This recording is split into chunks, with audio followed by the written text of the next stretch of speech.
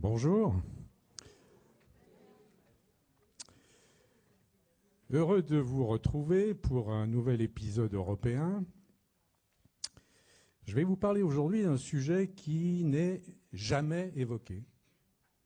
Alors il est vrai que les médias français notamment parlent assez peu d'Europe, et en tout cas ils ne parlent jamais de la politique européenne de voisinage, qui est pourtant une dimension importante du fonctionnement de l'Union européenne. On va essayer de voir pourquoi. Je vais d'abord, pour essayer de cerner le mieux possible le sujet, vous dire à quoi il est relié.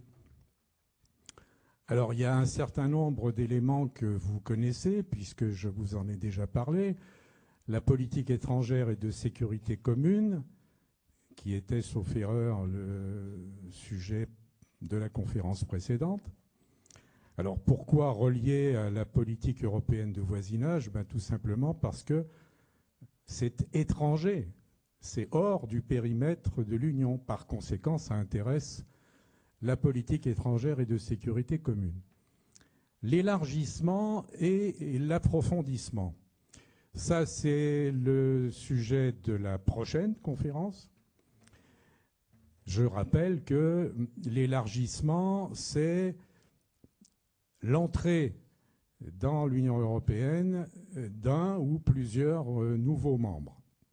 Et l'approfondissement, pour faire simple, c'est l'homogénéisation de l'ensemble des règles de fonctionnement, le rapprochement et la convergence de l'ensemble des règles de fonctionnement, et puis, autant que faire se peut, l'union, et non pas la division.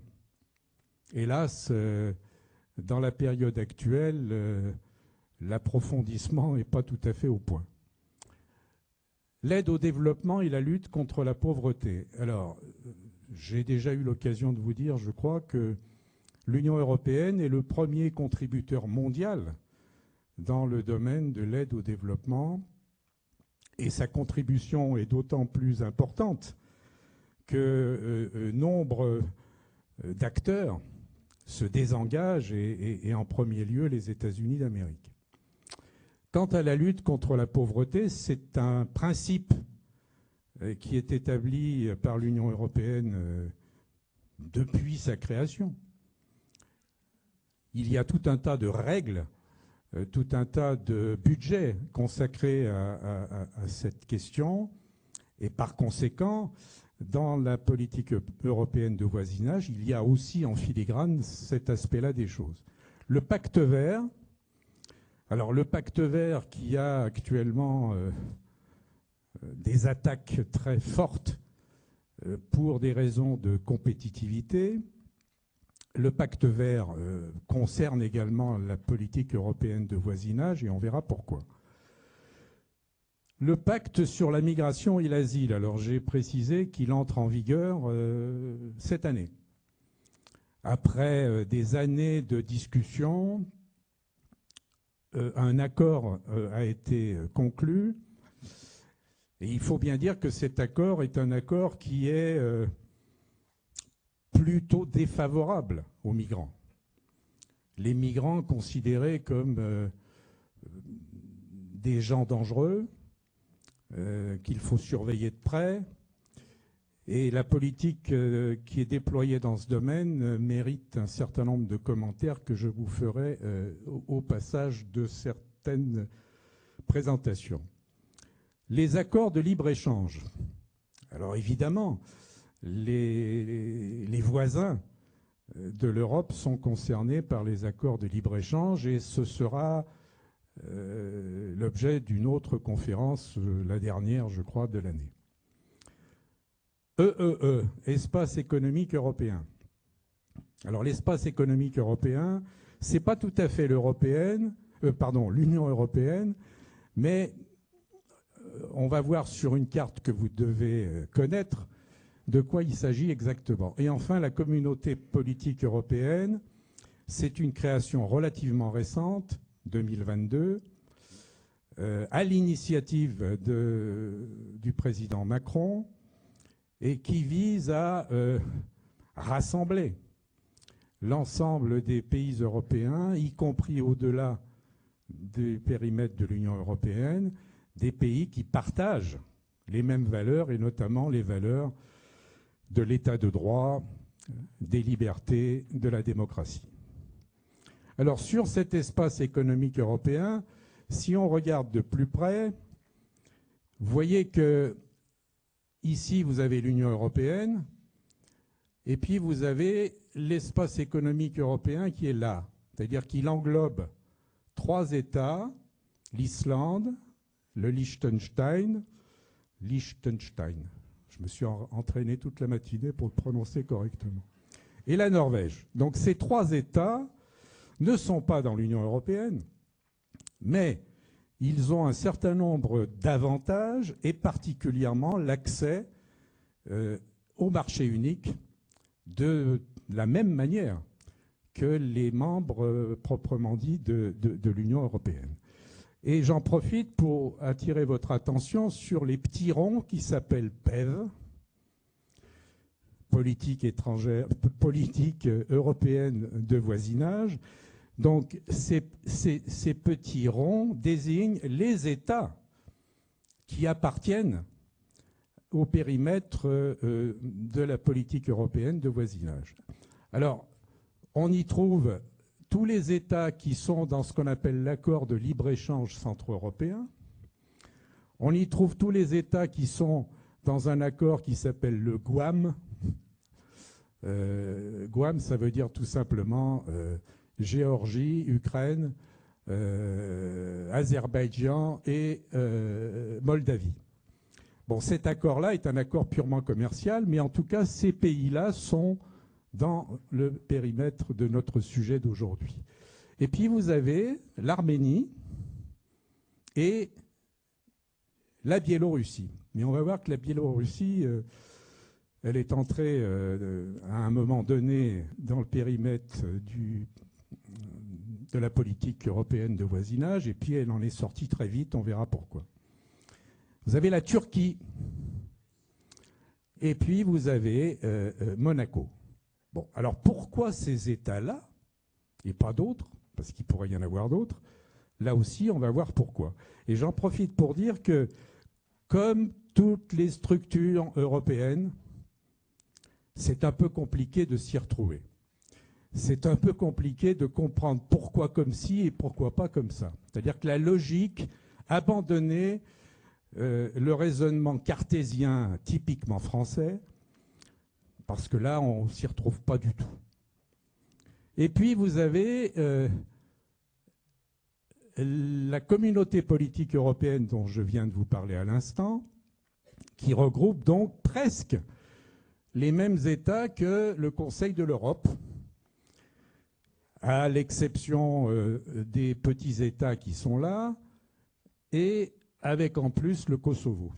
Le Kosovo qui est un cas un peu particulier, dont je vous dirai peut-être quelques mots ultérieurement. Donc voilà pour, on va dire, le paysage global dans lequel s'inscrivent plutôt nos voisins. Alors, un peu d'histoire d'abord. L'histoire des voisins, ça commence en fait en 1995 avec ce qu'on a appelé le processus de Barcelone. Ce qu'on appelle le processus de Barcelone, c'est donc en 1995 une rencontre qui a voulu formaliser ce qu'étaient les relations de l'Europe avec les pays du pourtour méditerranéen.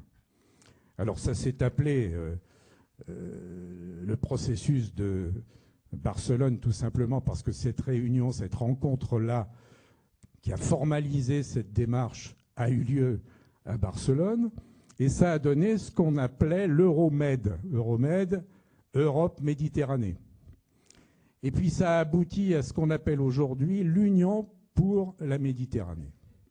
Alors Au fur et à mesure de l'évolution, ce n'est pas tout à fait le même périmètre. Ce serait trop simple. On verra, pas dans le détail, parce que si on entre dans le détail, il me faudrait 2 ou 3 jours pour vous expliquer tout ça en détail. En 2003, alors la date de 2003, elle est importante parce que c'est l'officialisation de la politique européenne de voisinage. C'est en 2003 qu'on définit quelque chose qui s'appelait, selon la formulation de Romano Prodi, qui était à l'époque le président de la Commission européenne, un espace de prospérité et de bon voisinage, créer un cercle d'amis. Donc l'idée, c'était bel et bien d'avoir, avec les voisins, des relations d'amitié et par conséquent, des relations apaisées.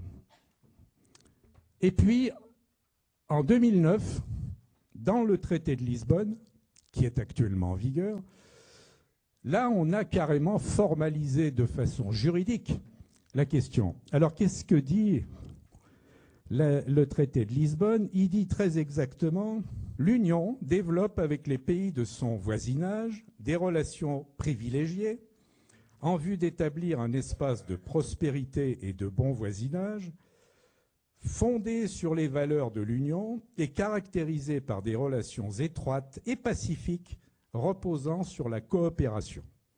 Et dans un deuxième alinéa, tout aussi important que le premier, l'Union peut conclure des accords spécifiques avec les pays concernés. Ces accords peuvent comporter des droits et obligations réciproques, ainsi que la possibilité de conduire des actions en commun. Leur mise en œuvre fait l'objet d'une concertation périodique. Alors, cet aspect-là des choses, c'est probablement le plus important parce que ça devient juridiquement contraignant. C'est-à-dire que l'ensemble des États membres acceptent cette politique, acceptent qu'on la mette en œuvre et acceptent surtout que des accords soient passés avec les pays voisins. Dans quelles conditions? On va regarder. En 2011, première réforme de cette politique européenne de voisinage. Alors, pourquoi 2011? Tout simplement parce que c'est la période de ce qu'on a appelé le printemps arabe. Rappelez-vous, ça a commencé en Tunisie et puis ça s'est étendu à l'ensemble ou presque des pays méditerranéens. Et donc, ça a été une période de trouble tout à fait singulière. Et par conséquent, ce qui était au départ une démarche, on va dire, de pure amitié, a été un petit peu mise à mal par les événements qui se produisaient dans les pays en question. Et par conséquent, l'Union a un peu modifié son approche en intégrant un aspect sécuritaire, un aspect concernant l'immigration, qui n'avait jusqu'ici pas été évoqué. Ça s'est encore renforcé en 2015. 2015, c'est le premier grand afflux des réfugiés syriens. L'Allemagne, par exemple, a accueilli 1 million de réfugiés syriens sur décision de Mme Merkel. Aujourd'hui, il paraît que ça pose des problèmes à M. Merz, alors que quand on regarde de près la situation en Allemagne, on voit que la quasi-totalité des gens qui ont été accueillis il y a maintenant un petit peu plus de 10 ans sont intégrés et convenablement intégrés au pays. Parce que l'Allemagne s'est donné les moyens de les accueillir, parce que l'Allemagne ne les a pas traités comme des pestiférés, etc. Et puis, après 2015, tout ce qui est venu a finalement consisté à durcir des relations qui, jusqu'ici, devaient être fondées sur l'amitié. Et ces relations sont devenues des relations qu'on peut qualifier de économiquement méfiantes. On a aujourd'hui, sur la base de ce qu'on appelle le Global Gateway, puisque je vous rappelle que la langue de travail de base de l'Union européenne, c'est l'anglais. Alors, Global Gateway, en traduction littérale, c'est portail global. En fait, ça désigne une politique qui a consisté à s'engager financièrement avec des investissements privés à hauteur de 300 milliards d'euros pour gérer notamment la transition énergétique, le numérique, la recherche et l'innovation, mais aussi la santé et la préservation de l'environnement. Donc cette approche est une approche qui consiste à investir massivement avec, pour ce qui concerne les voisins, une approche qui est devenue purement économique. Donc l'aide au développement, la lutte contre la pauvreté, elle n'a pas disparu, mais elle est devenue relativement secondaire.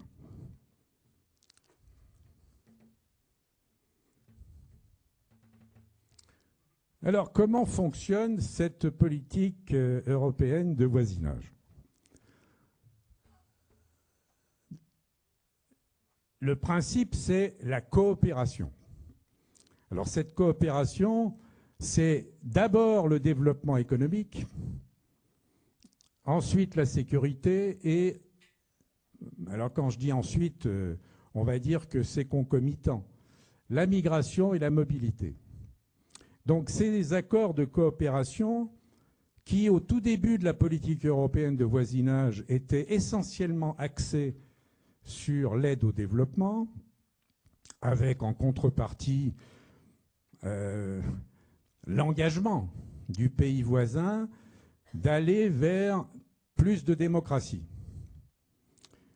On s'est rendu compte que cette approche était une approche parfaitement incomprise de certains États, soit parce qu'ils étaient sous un régime très autoritaire, soit parce qu'ils considéraient que la démocratie à la mode occidentale, c'était pas leur tasse de thé, etc. Toujours est-il qu'aujourd'hui, on est donc sur le développement économique, la sécurité et la migration. Alors ça veut dire quoi concrètement? Ça veut dire que les accords que nous passons avec ces voisins, notamment méditerranéens, consistent en échange de subventions, de prêts, d'aides de toutes sortes, d'avoir accès à éventuellement des minerais rares, accès à des ressources en tout genre, bref, des échanges extrêmement et purement économiques. La nuance, c'est qu'on a tout de même, dans les accords de coopération, un volet pacte vert, c'est-à-dire un volet qui consiste à financer ou à aider au financement pour la transition énergétique, pour l'accès à l'eau. Il faut quand même savoir, on verra la carte des pays concernés, il y a dans ce périmètre méditerranéen notamment des pays qui ont un grave problème d'approvisionnement en eau. Et donc ça fait partie des approches absolument nécessaires pour une coopération de bonne aloi. Alors ça se passe comment? Les accords, ce ne sont pas des accords qui s'adressent à l'ensemble des pays concernés par la politique européenne de voisinage. Ce sont des accords bilatéraux. C'est-à-dire qu'on négocie avec chaque État et on adapte l'accord en fonction des caractéristiques de l'État en question. Et ça se traduit par un principe qui consiste à dire donner plus pour recevoir plus. Ça veut dire quoi concrètement? Ça veut dire que plus l'État voisin va vers les objectifs fixés en commun, et plus il peut recevoir une aide financière notamment. Vous voyez? Alors, sur l'aspect vente, entre guillemets, des valeurs de l'Union sur la démocratie, l'état de droit, etc., etc. Là, on a mis la pédale douce parce qu'encore une fois, on s'est rendu compte que c'était souvent perçu comme une forme de néocolonialisme, avec des gens qui disaient, écoutez, vous êtes gentils, mais nous, on a notre façon de faire et on ne veut pas trop aller vers quelque chose qui ressemblerait à ce que vous êtes, vous, l'Union européenne, et ce que nous ne sommes pas, nous, les pays méditerranéens. Alors, sur le plan financier, vous vous rappelez les sigles poétiques pour la politique de sécurité étrangère et de sécurité commune, on les retrouve un peu là aussi. Alors il y a un machin qui s'appelle IVCDCI. Ça veut dire instrument de voisinage, de coopération au développement et de coopération internationale. Ça, c'est l'instrument financier unifié qui fonctionne aujourd'hui et qui a aggloméré tout un tas de dispositifs qui étaient émiettés et qui n'étaient pas forcément les mêmes selon les pays concernés. Donc on a unifié tout ça et on a consacré pour la période 2021-2027 près de 80 milliards d'euros en subventions, prêts, etc. Et alors pourquoi 2021-2027 ? Parce que ça correspond à ce qu'on appelle le cadre financier pluriannuel, puisque le budget de l'Union européenne, ce n'est pas un budget annuel, c'est un budget sur 7 ans. Donc la période 2021-2027 va être suivie, et c'est actuellement en négociation, notamment au Parlement européen. Pour la période 2028-2034, on négocie les montants qui vont être alloués à tel et tel sujet. Et pour ce qui concerne la politique européenne de voisinage, on était à 79,5 milliards d'euros et on passerait à 200 milliards d'euros. Alors on se dit, ah, formidable. Sauf que les 79,5 milliards d'euros, ils étaient consacrés spécifiquement à la politique européenne de voisinage. Tandis que les 200 milliards d'euros qui seraient alloués pour la nouvelle période 2028-2034 concerneraient d'autres domaines. Par conséquent, il est difficile de savoir si véritablement pour la politique européenne de voisinage, on aura soit plus, soit moins, soit la même chose que ce qui existait auparavant. Donc ça, c'est en discussion. Il y a un autre sujet qui pose problème, notamment aux ONG, c'est que par rapport à la base juridique du traité de Lisbonne dont je vous ai parlé tout à l'heure, on ne serait, il faut parler au conditionnel puisque la négociation est en cours, on ne serait plus dans un lien juridique aussi solide que précédemment pour des raisons invoquées de souplesse. C'est-à-dire que ce serait plus ou moins à la discrétion de la Commission européenne et non plus sous contrôle du Parlement.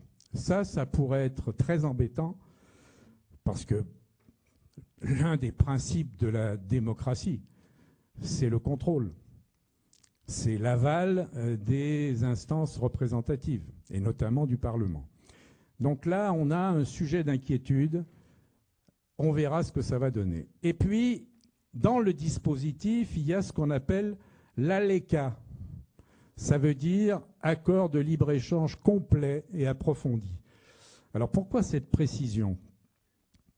Parce que lorsqu'on négocie un accord avec un pays voisin, je répète que ce sont des accords bilatéraux, donc on discute séparément avec chaque voisin, on ne fera pas des accords partiels.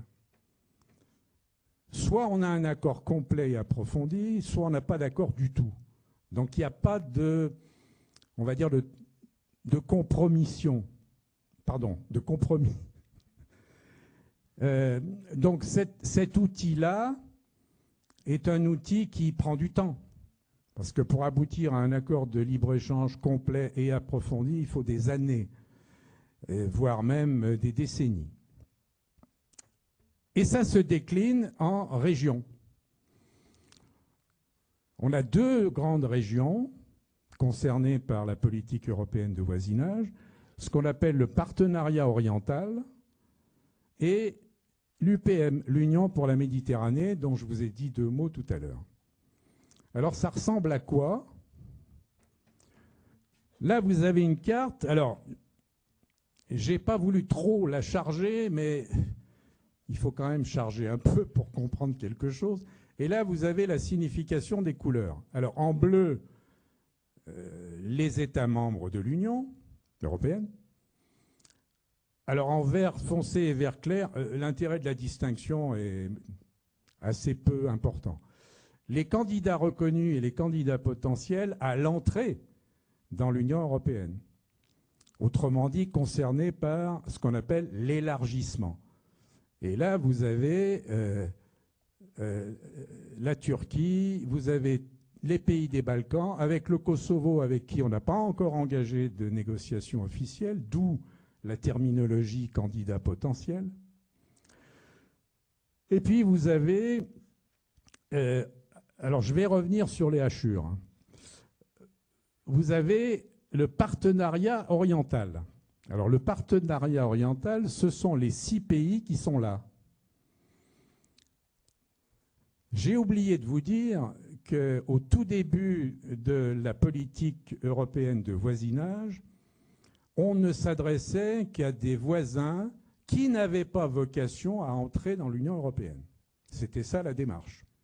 Parfaitement logique, puisque la notion de voisin, c'est des gens qui sont au-delà des frontières de l'Union et qui n'avaient pas vocation à y entrer. Alors, on peut toujours s'attendre un peu à tout dans le domaine de la demande d'adhésion à l'entrée dans l'Union européenne. Par exemple, savez-vous que le Maroc a demandé à adhérer à l'Union européenne? Alors on lui a dit non. Alors on lui a dit non d'abord parce que le Maroc n'est pas en Europe. Lequel Maroc a rétorqué la Géorgie que vous avez avec qui vous avez accepté de négocier n'est pas franchement en Europe. La Turquie, elle a que ça en Europe. Tout le reste, c'est l'Asie. Bon.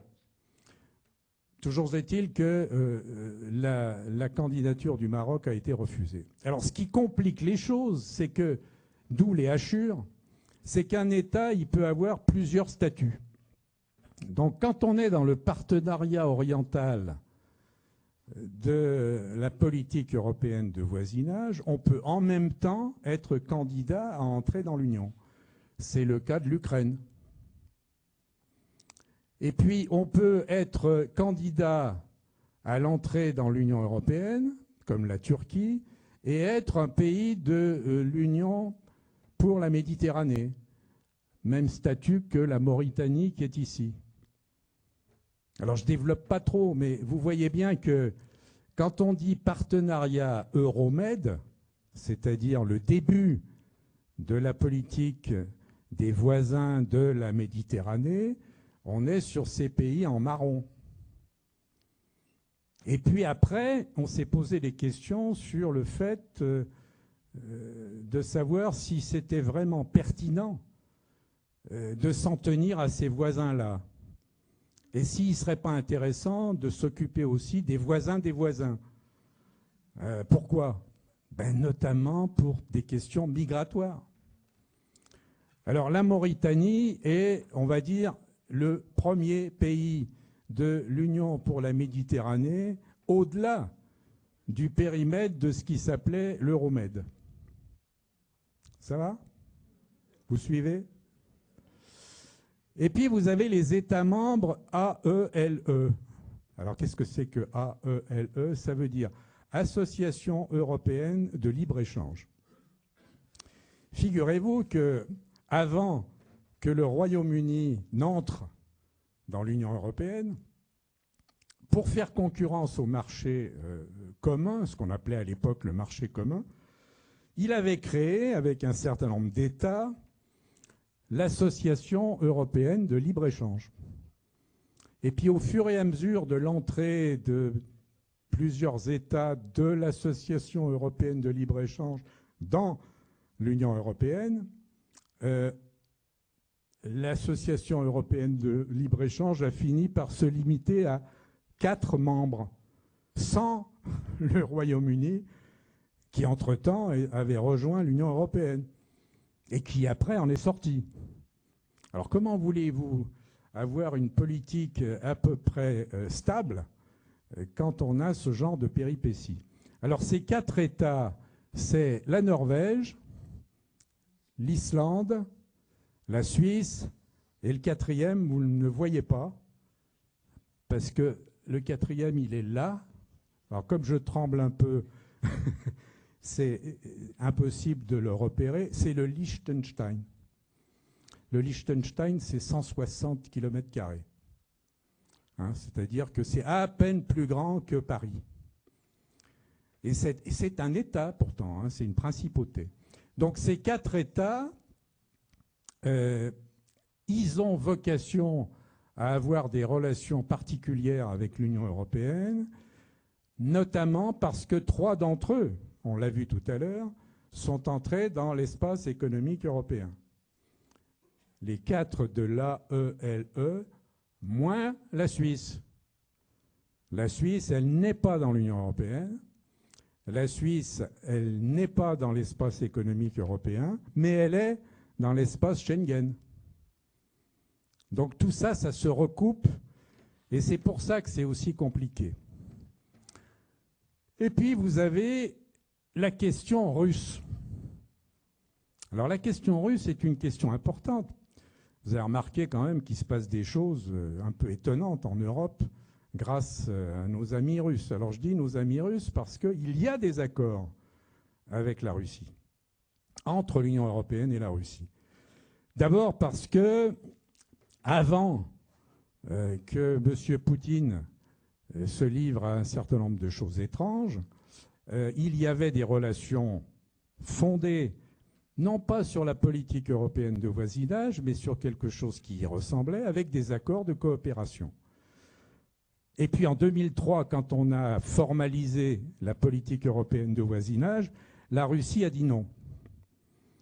Alors elle a dit non pour 2 raisons essentielles. La première, c'est parce que moi, la Russie, je ne peux pas être traité comme n'importe quel petit pays voisin. Et puis deuxièmement, parce que je me méfie de vous et que je n'ai pas envie de trop formaliser nos relations. Donc on a passé des accords de coopération qui, entre-temps, sont évidemment gelés, puisque dès 2014, c'est-à-dire dès que la Russie a annexé la Crimée, l'Union européenne a dit « terminé, on n'applique plus quelque accord que ce soit dans ces conditions ». Et après, évidemment, lors de l'invasion en 2022 de l'Ukraine, on a carrément, non pas rompu les relations diplomatiques, mais presque. Donc voilà. Alors quand on regarde d'un peu plus près, on peut faire... Alors je ne vais pas passer chaque pays en revue, mais 2-3 indications importantes. La relation, on va dire, la plus aboutie, c'est le Maroc. C'est pour ça d'ailleurs qu'à un moment, le Maroc a dit « je voudrais bien rentrer dans l'Union européenne, ce serait plus simple ». En tout cas, les relations avec le Maroc sont des relations apaisées, des relations économiques fortes, des subventions importantes, etc. L'Algérie. Alors l'Algérie, on a des relations convenables entre l'Union européenne et l'Algérie, mais c'est un peu compliqué avec le passé franco-algérien. Et puis alors la Libye. Alors la Libye, c'est un pays avec lequel on avait des relations diplomatiques ordinaires à l'époque de M. Kadhafi. Et puis les Français et les Britanniques, mais avec mandat de l'ONU, ont eu l'idée de renverser M. Kadhafi.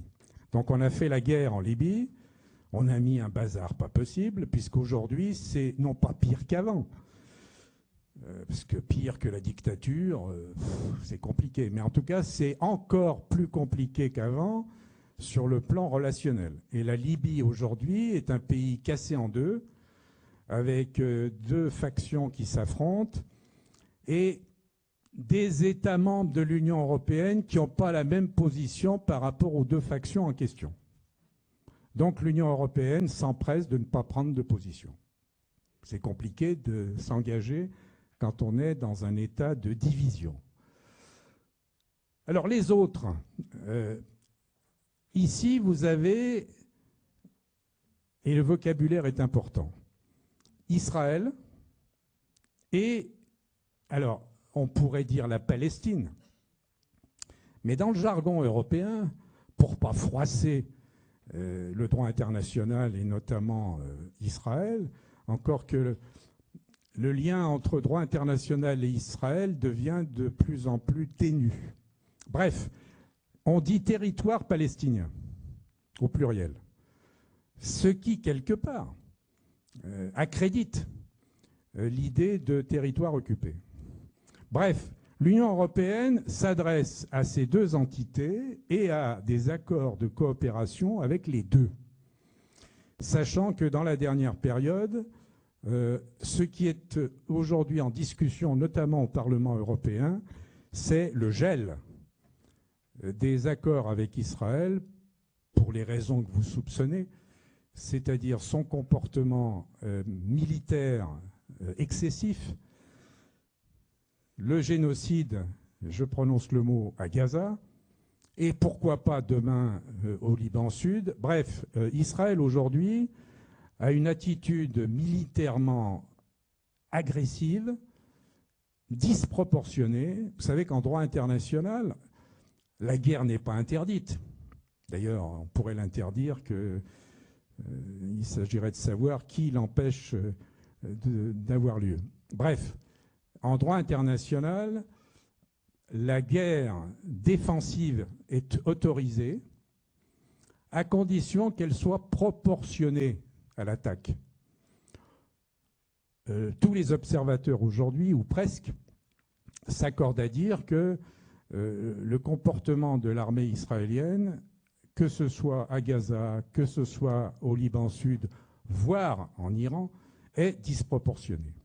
Donc les relations de voisinage dans le cadre de la politique européenne de voisinage avec Israël sont un peu compliquées. Du coup, on est un petit peu plus dans l'aide, notamment humanitaire, au territoire palestinien ou à la Palestine.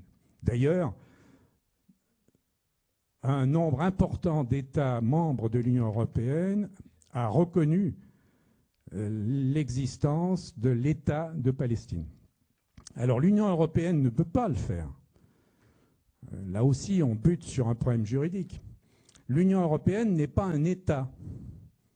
L'Union européenne est observateur à l'ONU, mais pas membre. L'Union européenne ne peut pas reconnaître un État. Et pourtant, elle passe des accords. Vous voyez que l'exercice est difficile. Et puis alors, il y a la Syrie. Alors, en 2011, au moment du déclenchement de ce qu'on peut appeler la guerre civile, les accords ont été interrompus avec la Syrie. Et aujourd'hui, c'est pour ça que j'ai mis un point d'interrogation, aujourd'hui, on examine la possibilité de remettre en route les accords de coopération en fonction de l'évolution du régime syrien, lequel essaye de démontrer qu'il respecte le droit international, les droits humains, etc. Et j'en profite pour dire que ce qui affaiblit encore l'Union européenne, c'est par exemple lorsque l'Allemagne seule reçoit le président syrien. Ça veut dire clairement qu'un État membre de l'Union européenne s'arroge un droit supérieur à celui de l'Union européenne, ce qui évidemment affaiblit la politique étrangère de l'Union européenne. Sur les autres États, on peut dire que cet ensemble méditerranéen, il fait l'objet d'un fonctionnement spécifique sur lequel je vais revenir. Quant à ce qu'on appelle le partenariat oriental, il ne faut pas perdre de vue qu'il y a aussi les Balkans. Donc cette politique européenne de voisinage s'adresse aussi aux États des Balkans qui ne sont pas encore dans l'Union européenne. Dans l'Union européenne, il n'y a que la Croatie et tous les autres sont candidats et donc considérés comme des voisins avec lesquels ont été passés, sont en train d'être passés des accords de coopération dans le cadre de la politique européenne de voisinage. D'accord ? Alors, j'ai oublié, non, j'ai pas oublié, je complète sur, parce que la Mauritanie, c'est un petit peu le fil conducteur de la politique qui pourrait être une politique de voisin, puisque l'un des sujets majeurs pour l'Union européenne, c'est l'immigration illégale en provenance des pays subsahariens. Alors comment gérer avec les seuls pays du Maghreb non, le Maghreb, c'est ça.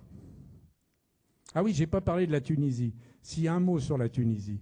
La Tunisie a été pendant plusieurs années l'espoir démocratique des pays de la Méditerranée. Et puis est arrivé un monsieur qui a tout flanqué en l'air et qui aujourd'hui ressemble étrangement à le Sisi de l'Égypte, le Orban de l'Europe, etc. Bon. C'est une tendance assez fréquente que des gens, découvrant l'exercice du pouvoir, considèrent que la démocratie, ça peut attendre. Bon, voilà. Est-ce que j'ai oublié quelque chose? Non. Un mot quand même sur les États qui sont donc Ukraine, Moldavie, Géorgie, en instance d'entrer dans l'Union européenne et néanmoins, dans la période intermédiaire, considérés comme des voisins. C'est fluctuant. La Géorgie, qui était l'un des États des Balkans, pardon, du Caucase, les plus avancés vers la démocratie à la manière européenne, a stoppé le processus et les nouveaux dirigeants ont finalement décidé de suspendre toute coopération jusqu'en 2028, y compris d'ailleurs la négociation d'entrée dans l'Union européenne. Tout ça, évidemment, sous influence russe, laquelle s'exerce aussi en Moldavie. La Moldavie a un morceau qui s'est séparé sous pression russe, de même que la Géorgie d'ailleurs. Quant aux États qui sont là, c'est-à-dire Arménie, Azerbaïdjan, là aussi c'est compliqué à gérer parce que d'abord l'Azerbaïdjan et l'Arménie se sont fait la guerre à plusieurs reprises, notamment pour le Haut-Karabakh, qui a été vidé des Arméniens sur occupation des Azerbaïdjanais. Donc les accords de coopération, ils ont un peu de mal à prospérer dans ce climat-là. Alors, vous avez compris que le partenariat oriental, c'est les 6 pays, Arménie, Azerbaïdjan, Biélorussie, Géorgie, Moldavie, Ukraine. Et puis là, vous avez une carte qui situe. Alors, pourquoi une couleur différente pour la Biélorussie? Ben, c'est simplement pour rappeler qu'on a tout arrêté.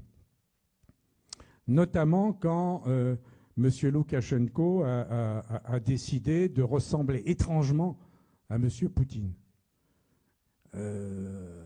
A apporté un appui très clair à la guerre russe en Ukraine. Donc, on a tout arrêté. Il n'y a plus du tout de participation de la Biélorussie, qui reste officiellement inscrite dans le partenariat oriental, mais on ne discute plus avec la Biélorussie. Alors on discute comment? Outre les accords de coopération dont je vous ai parlé, on a formalisé un sommet tous les 2 ans avec les 27 États membres de l'Union européenne, les pays partenaires et les représentants, c'est important, de la Commission européenne, du Parlement européen et du SEAE. Ça vous dit quelque chose? On en a parlé avec la politique étrangère et de sécurité commune. Ça veut dire Service européen d'action extérieure. C'est l'un des nombreux morceaux de la politique étrangère de l'Union européenne qui, en fait, est la face diplomatique de la politique étrangère de l'Union européenne. Alors, ces sommets ont lieu évidemment avec tous les États concernés, et donc c'est une démarche différente de celle de la négociation des accords, dont je vous rappelle qu'eux, ils sont bilatéraux. Ça va? Donc dans le sommet, de même que dans l'Assemblée parlementaire, on discute des grands principes, mais on ne parle pas affaires. On ne parle pas contenu des accords de coopération qui s'adressent à chaque pays un par un. OK? Cette assemblée parlementaire, elle s'appelle Euronest. Alors, on va se livrer à un petit concours. Si parmi vous, quelqu'un est capable, aujourd'hui, demain, dans 8 jours ou dans 2 ans, de me dire ce que veut dire Euronest, je suis preneur. Je n'ai trouvé nulle part la signification de Euronest. Alors, on peut dire Nord-Est, mais bon, c'est pas franchement le Nord, c'est l'Est, oui. Bon, bref, c'est le nom officiel, et ça, c'est le sigle officiel de l'Assemblée parlementaire. D'accord? Alors, ça marche comment? Elle a été créée en 2011. 60 eurodéputés et 10 députés, pas députés, représentants de chaque parlement, sauf la Biélorussie, des États partenaires. C'est-à-dire qu'en l'état actuel, ça fait 60 eurodéputés et 50 représentants des pays partenaires. Vous avez compris qu'à l'origine, avec la Biélorussie, ça faisait 60-60. Et comme il n'y a plus de Biélorussie, ça fait 60-50. Ça se réunit une fois par an, et la dernière réunion, elle a eu lieu en octobre 2025 à Erevan, en Arménie. Voilà pour le partenariat oriental. Quant à l'Union pour la Méditerranée, alors, vous avez peut-être compris qu'on est parti du processus de Barcelone, 1995, en passant par l'Euromed, Europe-Méditerranée, pour arriver à l'Union pour la Méditerranée, l'UPM. Alors il faut savoir que l'évolution, elle s'est aussi réalisée un peu au forceps sur initiative de M. Sarkozy à l'époque où il était président de la République française. C'est lui qui a poussé à la création de l'Union pour la Méditerranée, avec en tête quelque chose qui pourrait ressembler à une approche différente pour avoir des relations privilégiées avec l'Algérie, en la noyant, entre guillemets, dans un ensemble plus vaste. L'Union européenne a accepté la démarche, ça a été compliqué, la négociation.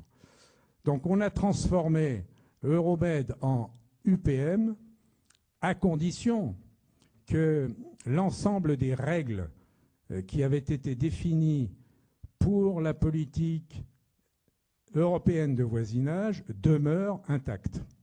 Et c'est le cas.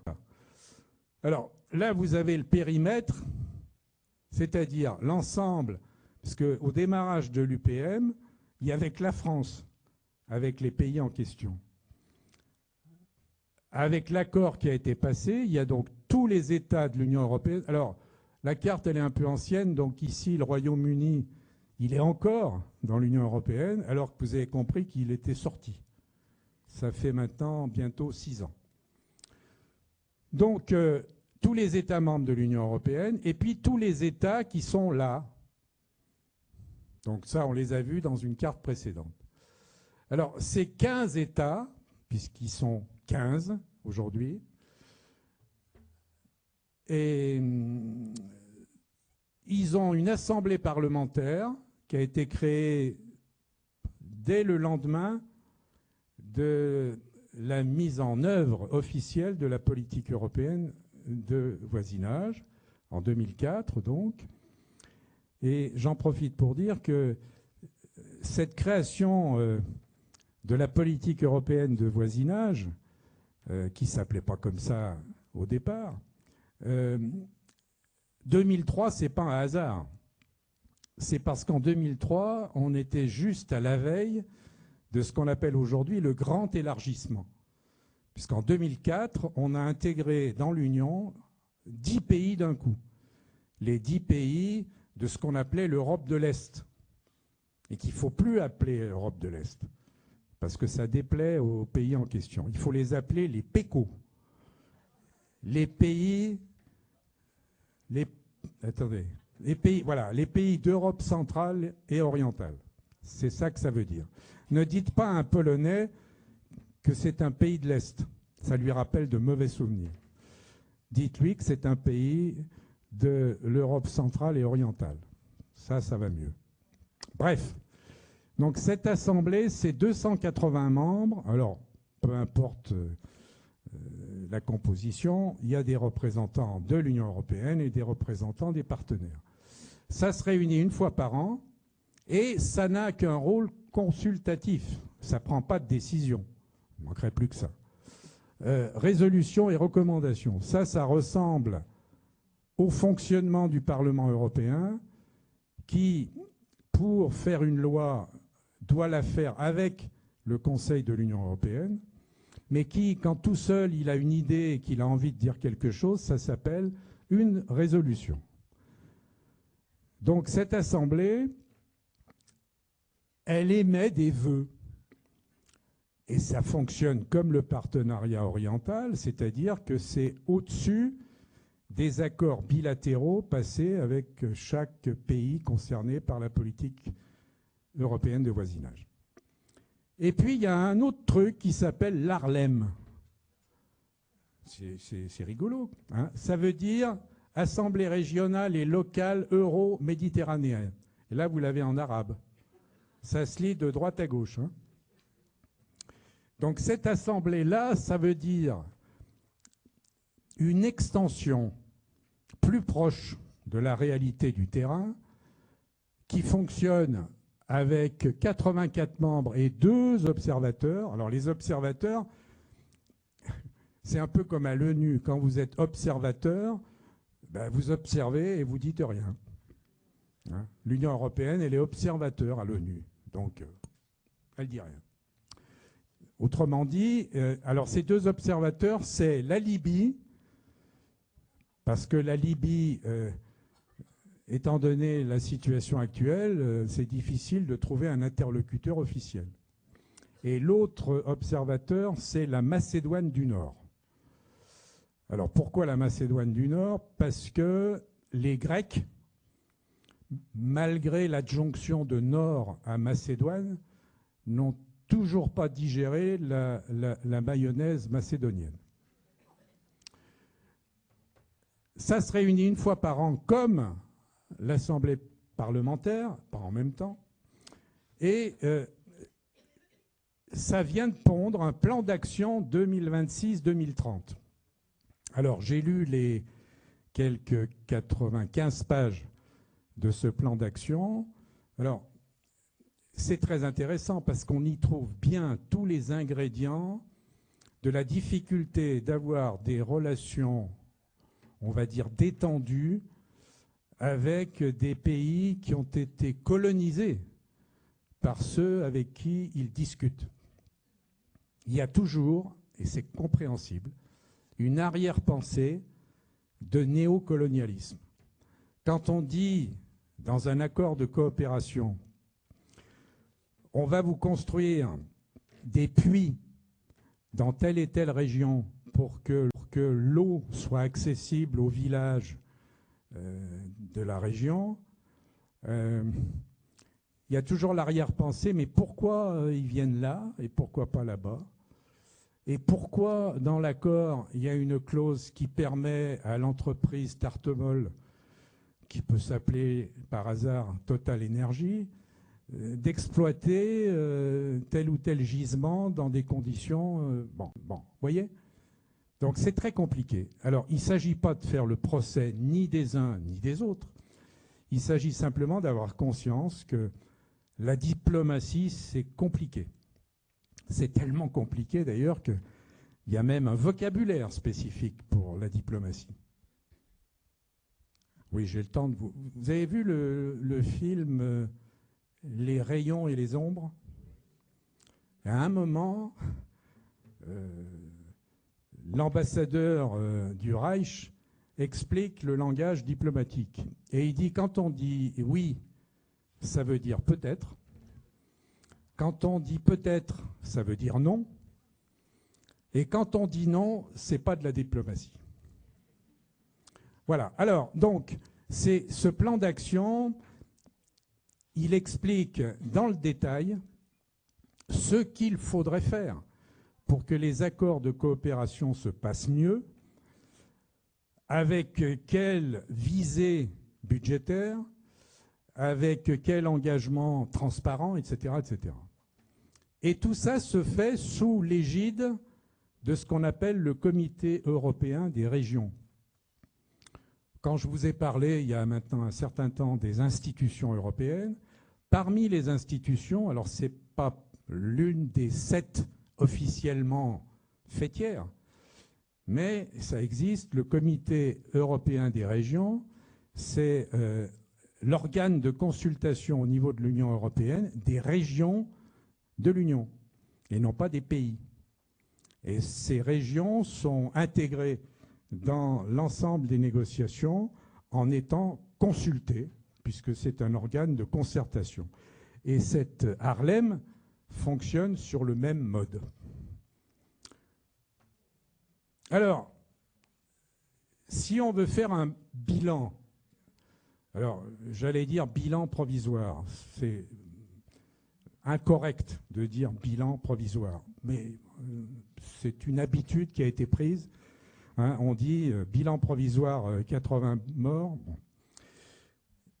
Si on s'intéresse à ce qui s'est passé depuis 2003, on ne peut pas dire que la politique étrangère de voisinage soit un échec, puisqu'il y a bel et bien des accords de coopération, il y a bel et bien des relations importantes qui ont été tissées avec nos voisins, mais vous avez ici tous les obstacles.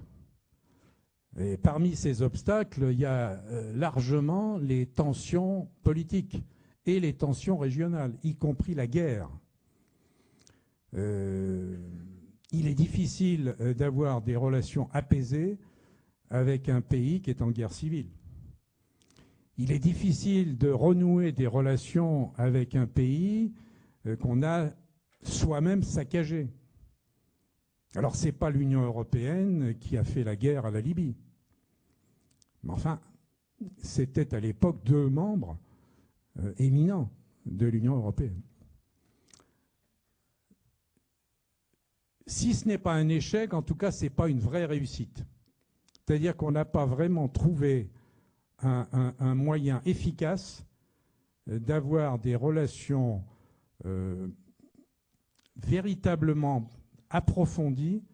Et c'est pour ça d'ailleurs qu'il y a très peu d'accords de libre-échange complet et approfondis qui ont été passés. Il n'y en a qu'un qui est vraiment complet et approfondi, c'est avec le Maroc. Le reste, bon. Et puis, c'est peut-être ça le plus important.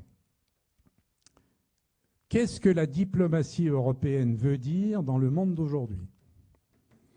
Et les enjeux, ils sont considérables, hein, parce que si on est un peu attentif à l'actualité immédiate, on voit bien que L'Union européenne est la seule puissance mondiale qui parle droit international, qui parle ONU, qui parle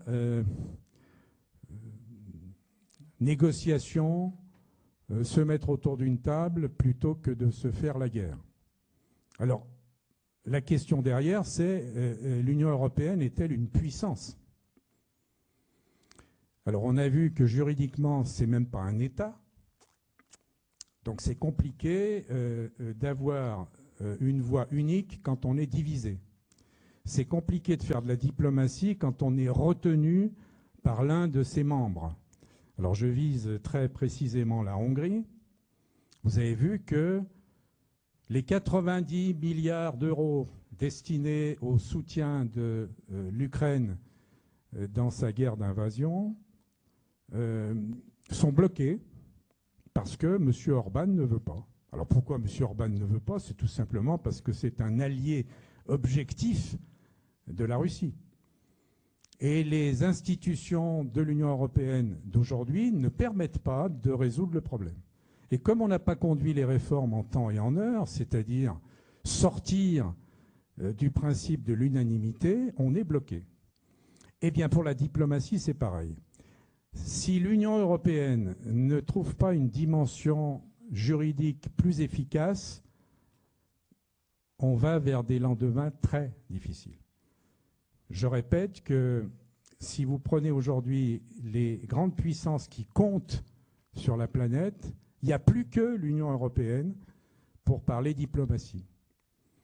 Et comme son poids est aujourd'hui largement insuffisant, on ne peut que souhaiter une chose, c'est qu'elle se réveille sur le plan de son fonctionnement, qu'elle engage rapidement les réformes, et à ce moment-là, elle pourra en effet, sur la scène internationale, être entendue. Aujourd'hui, elle ne l'est pas, ou très peu. Voyez par exemple ce qu'on entend à propos des guerres de toutes sortes qui ensanglantent la planète. On n'entend pas l'Union européenne.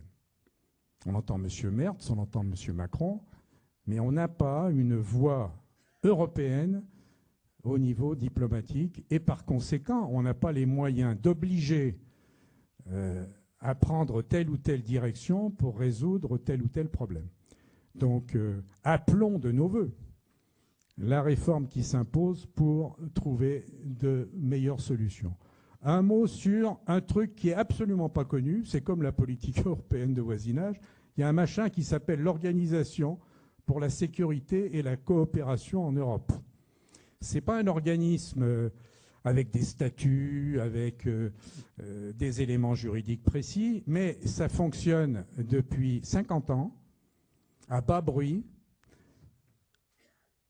La quasi-totalité des puissances de la planète appartiennent à l'OSCE, qui est intervenue au moment de la guerre froide, enfin de ce qu'on a appelé la guerre froide, pour gérer un certain nombre de conflits. Alors quand on dit par exemple que l'Union soviétique a failli déclencher une guerre nucléaire avec l'histoire des missiles à Cuba, on perd de vue que parmi ceux qui ont œuvré pour détendre l'atmosphère, il y avait l'Union européenne. Et puis, il faut savoir que dans cette organisation, le principe de fonctionnement, c'est la discussion, la diplomatie. La guerre étant vraiment le dernier recours quand on ne peut vraiment pas faire autrement.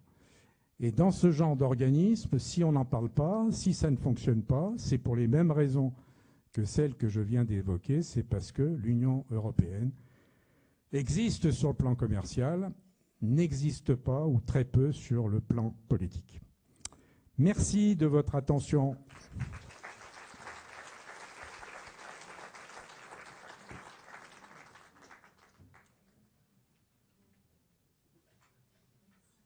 Merci de ce nouvel opus sur l'Europe. Je pense que pour paraphraser le droit civil, on peut dire qu'il existe de nombreux troubles de voisinage européens. Avez-vous des questions? Monsieur? Oui.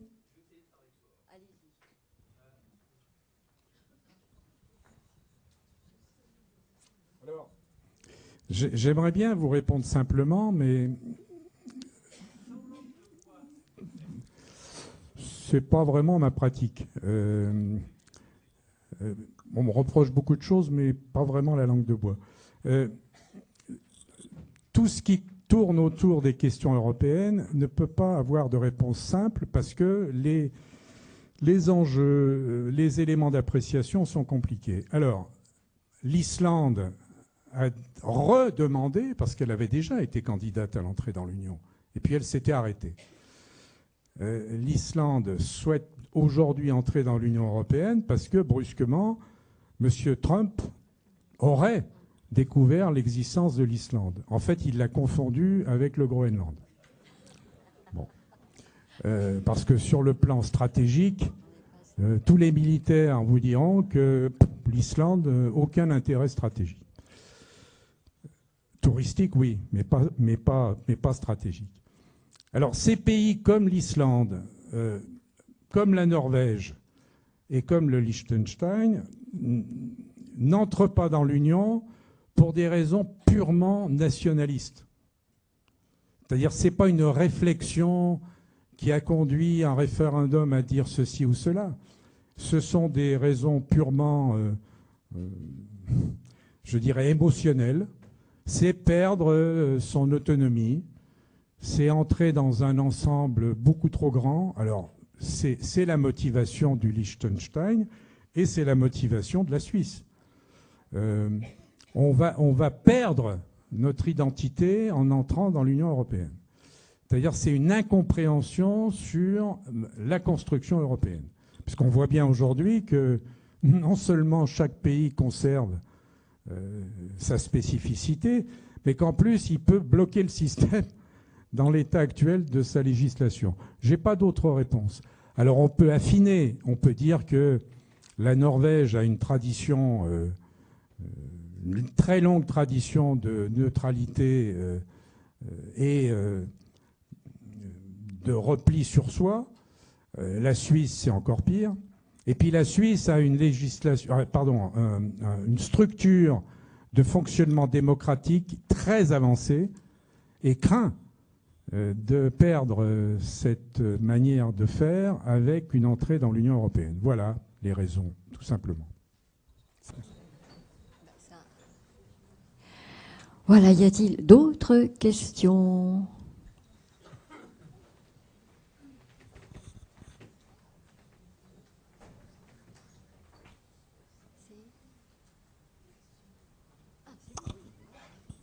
Merci. Moi, ça serait plutôt une réflexion. Je ne vois pas bien la différence d'appellation de voisinage, par exemple le Maroc. Quelle est la différence entre, bon, est-ce qu'il est voisin, pas voisin? Bon, on peut dire ce qu'on veut, mais avec les accords qu'on a faits avec l'Amérique du Sud, certains pays d'Amérique du Sud, qui ont provoqué un tollé pas possible, parce que le tollé aurait pu avoir lieu avec le Maroc. C'est une première réflexion. Et la deuxième, c'est que l'Europe, qui a un beau projet, n'aura jamais d'organisation politique, parce que les États qui veulent en faire partie, ce qu'ils cherchent, c'est l'argent que donne l'Europe. C'est uniquement économique, mais surtout pas politique, puisque chacun veut garder son précaré nationaliste. Donc ça n'aura jamais lieu. Une véritable Europe. Alors, sur la différence entre un accord de libre-échange comme le Mercosur et la politique européenne de voisinage, le contenu est très différent. L'accord de libre-échange dans le cadre de la politique européenne de voisinage, c'est l'un des nombreux éléments. Mais la politique européenne de voisinage, c'est des relations complètes avec un volet de coopération très large, avec des subventions, avec des prêts, avec des aides et des participations. Par exemple, les pays européens de voisinage ont accès à Erasmus pour leurs étudiants.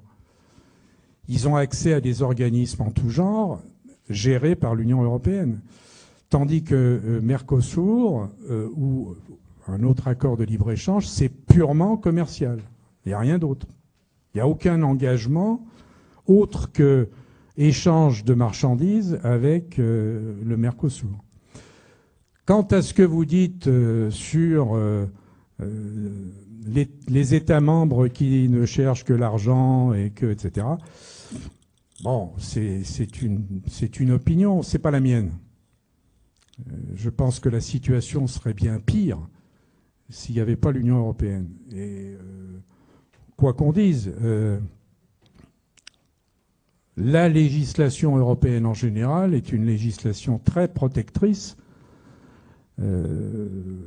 Aucun État dans le monde n'a le panel de protection qu'ont les Européens. Alors évidemment, il y a ceux qui cherchent un intérêt financier, mais bon, ça fait partie du folklore classique. Mais si vous regardez de près l'ensemble des évolutions de chaque État membre depuis la création de l'Union européenne, les richesses sont allées en augmentant. Alors je ne parle pas des épisodes où on a des fluctuations, mais globalement, le pouvoir d'achat des Européens s'est considérablement amélioré. Et plus on mutualise et plus on améliore. C'est pour ça que, quand je vous ai parlé du rapport Draghi sur la compétitivité, plus on mutualise et plus on est efficace. On est beaucoup plus efficace à 27 sur des sujets globaux que chacun pris un par un. Et si le Royaume-Uni aujourd'hui se rapproche à nouveau de l'Union européenne, c'est parce qu'il a bien compris que tout seul, isolé, il est moins fort qu'en appartenant à un ensemble plus large. Voilà. Alors, je ne suis pas l'impresario de l'Union européenne, encore que, si on me demande, j'examinerai.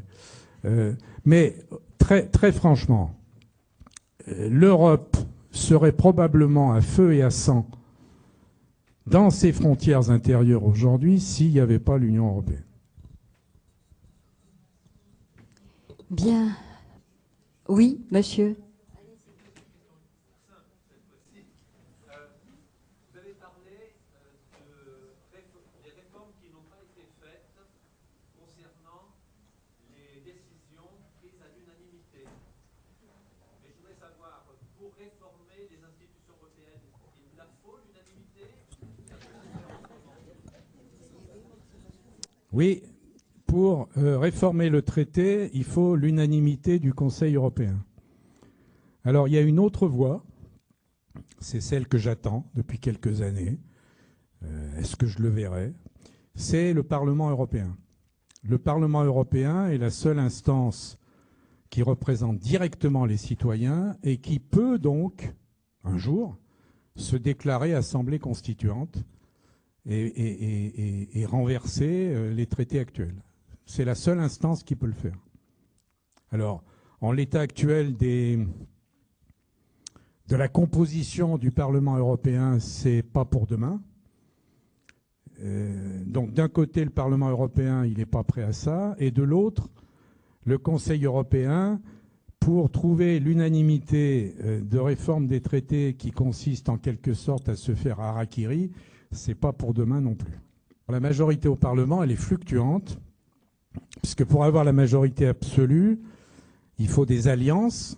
Aucun groupe parlementaire n'a la majorité absolue. Il faut donc soit une alliance de ce qu'on appelle le PPE, le Parti populaire européen, c'est-à-dire grosso modo la droite classique, soit elle s'allie avec la gauche, les sociaux-démocrates, soit elle s'allie avec l'extrême droite. Et selon les sujets traités, par exemple sur les questions migratoires, elle s'allie avec l'extrême droite. Sur les questions sociales, elle s'allie avec les sociaux-démocrates. Voilà. Bien. Eh bien, s'il n'y a pas d'autres questions, merci. Et nous aurons le plaisir de vous retrouver le 21 mai pour l'élargissement et l'approfondissement de l'Europe. Merci.